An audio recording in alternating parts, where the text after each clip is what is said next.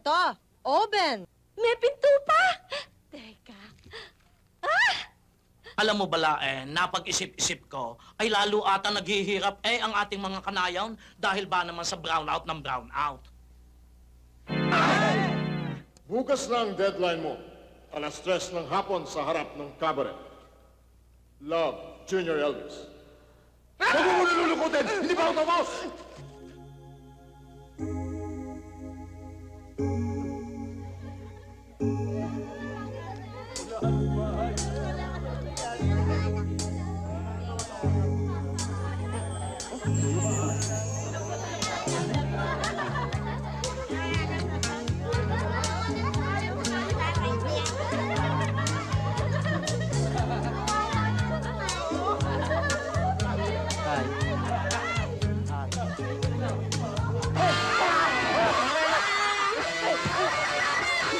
Gising kayo! Gising kayo!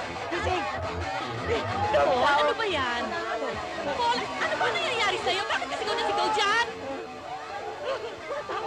Ang tao! Ano ba ito? Anong ginagawa niyo dyan? Ang tao! Nasaan ang tingting namin? Ay, teka, nakita mo ba ang tingting namin?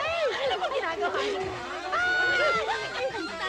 Ay, naku, Paul! Yan! Nagawa niyo isang laitong bahay natin, ha? Hindi niyo ba naisip na ito na lamang ang kaisa-isa nating ari-arian? Bakit niyo nagawa? Sino may gawa nito? Ikaw? Eh, pumayag naman kayo eh. Kayo? Kayo? Itong bagay sa inyo! Sinusumpa ko! Hindi na tayo maghihirap! Hindi na tayo nagugutom! Inoy! Mami! Mami! Tama na! Tama na! Pigilan niyo ako!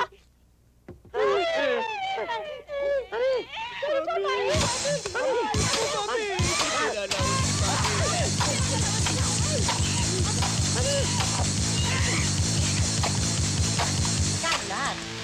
Lahat? Pati ito, ha? 2,557. Oh, okay. O, sige. Ah! Ano ba yan? Ayan ang chimney. O, tinan mo. Excess steam release. Diyan, dyan. Sandali. Makinig ka, ma. Ayan. Dito. Dito, ha? Unahin natin dito. Ano ba yan? Coal feeder. Ayan. Coal feeder. Oho. Ano ginagawa niyan? Diyan manggagaling yung mga uling. Tapos, iikot-ikot yan. Tapos, sisindihan. Kailangan masindihan kasi yan, eh. O. Tapos, iikot yan. Ano yan? Ito, oven. Ah, oven. Ano ito? Yan ang tinatawag na pintuan ng oven. May pinto pa! Teka. Uy! Meron pang ihaw-ihaw, daing! Paano nangyari yun? Ano ba? Ka!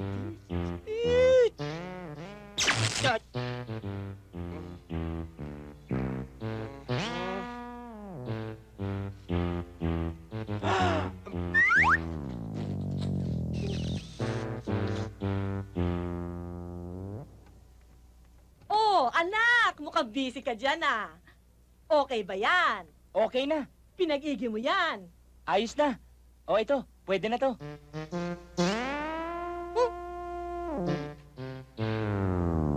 Niloloko mo ako?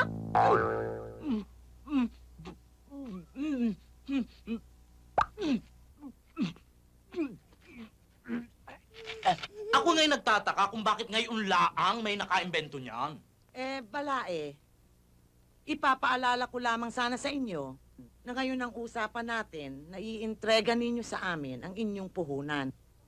Kasi, sososyo tayo sa dito sa probinsya. Alam mo bala napag-isip-isip ko, ay lalo ata naghihirap ang ating mga kanayon dahil ba naman sa brownout ng brownout. Nasaan ba iyon? Ay, are. Ang iniisip ko ay tumulong muna sa kanila. At nang yung hinihingi ninyo, puhunan, balae. Nasaan ba? Ay, are pala. Ay, yung hindi ko muna ibibigay at kakausapin ko muna si Timang. At pagkatapos balae. Ano ba, are? Nasaan ba iyon? Ay, balae. Pag nagkaigi kami ni Timang, ay di, sorry muna kayo at sa kanya muna. At nang... Balae.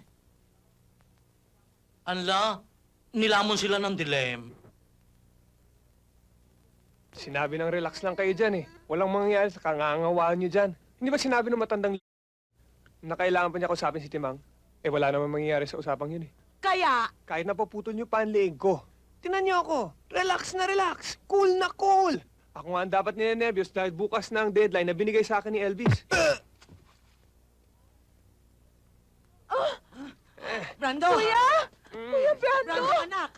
Sino kaya mga... Brando! Kuya! Brando! Sandali. May sulat. Ha? Akin na yan. Hindi! Akin to. Ako tinamaan ito. Akin to. Hindi, para sa akin yan eh. Sit. My dearest Brando, bukas na ang deadline mo. Alas 3 ng hapon sa harap ng cabaret. Love, Junior Elvis.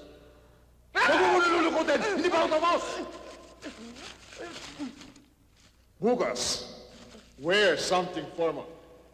Baka tuloy lamay mo na kasi to. Mami!